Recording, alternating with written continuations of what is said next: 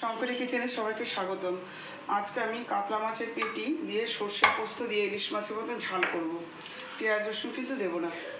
প্রথমে আমি মাছগুলোকে ভেজে নেবো হালকা।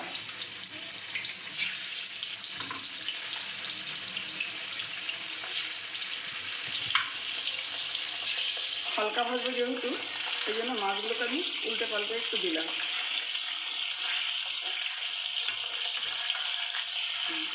এই পিঠটা তারপর আমি নামিয়ে দেবো।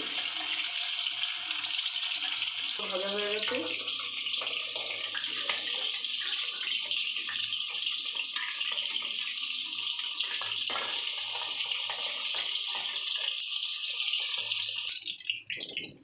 এবার আমি কড়াইতে তেজপাতা ফোড়ন দিয়ে দিলাম।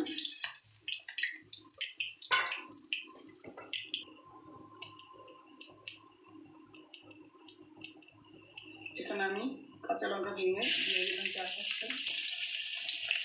এখানে আমি একটু 7 চামচ কালো জিরা ফোড়ন দিয়ে দিলাম। একটু টক দই দেবো, চিনি দিয়ে ফেটিয়ে নিই। দইটাকে আমি ছেঁকে রেখেছিলাম, কারণ ছাঁকনিতে জলটা বেরিয়ে গেছে। এবার আমি টক দইটাকে দিয়ে দেবো।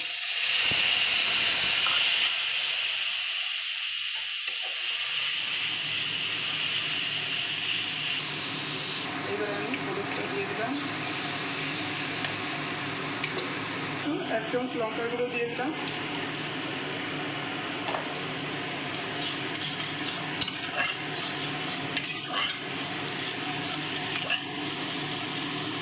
লবণ দিয়ে দিলাম।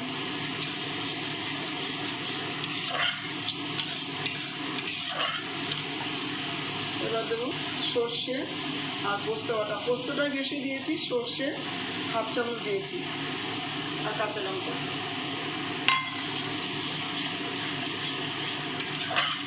হয়ে গেছে। এবার আমি জল দিয়ে দেবো।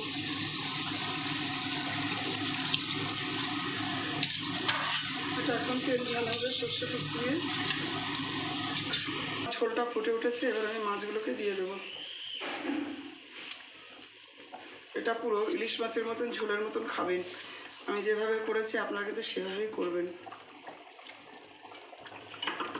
আমি ছোট ছোট 2টো টমেটো, একটু হলুদ, একটু নুন চিনি মাখিয়ে সুন্দর করে একটু বেশ কষলে নিয়েছি।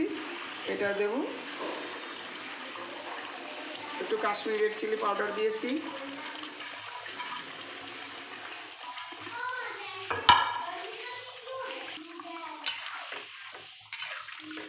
এই দেখুন কত সুন্দর কালার হয়েছে। এবার এটা ভালো করে একটু ফুটবে, তারপর আমি কাঁচা সর্ষের তেল দিয়ে নামাবো। আমার গন্ধরাজ লেবুর টুকরো আছে, আমি এই স্কিনটা দিয়ে দেবো মাছের মধ্যে। যেহেতু আমার ধনেপাতা নেই, কিন্তু এইটা দেবো, খেতেও খুব স্বাদ হবে। এই যে আমি দিয়ে দিলাম। আমি এখন ছাদে যেতে পারিনি, নাহলে পাতা দিয়ে দিতাম। এরকম দিয়ে দিলাম। যেমন হবে সেন্ট, তেমন খেতে প্রচণ্ড স্বাদ হবে। আমি একটু কাঁচা সর্ষের তেল দিয়ে দিলাম। আপনারা সেভাবে করবেন, বাড়িতে গিয়ে প্রত্যেকে ভালো বলবে। আর ভালো লাগলে লাইক কমেন্ট শেয়ার করবেন, পাশে থাকা বেল আইকনটি ক্লিক করবেন এবং আমাকে সাবস্ক্রাইব করবেন, এবং সকলে সুস্থ। আমার ঠাকুমা আজকে ইলিশ মাছের মতো ঝাল করেছে। আমি খেয়ে বলছে কেমন হয়েছে, আশা করি ভালো হবে।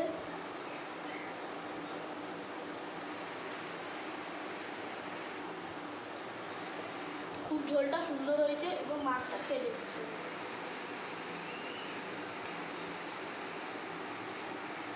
মাছও ভালো হয়েছে। আপনারাও ভালো লাগলে লাইক কমেন্ট শেয়ার এবং পাশে থাকা বেল আইকনটি ক্লিক করবেন এবং ফেসবুক পেজ ফলো করবেন।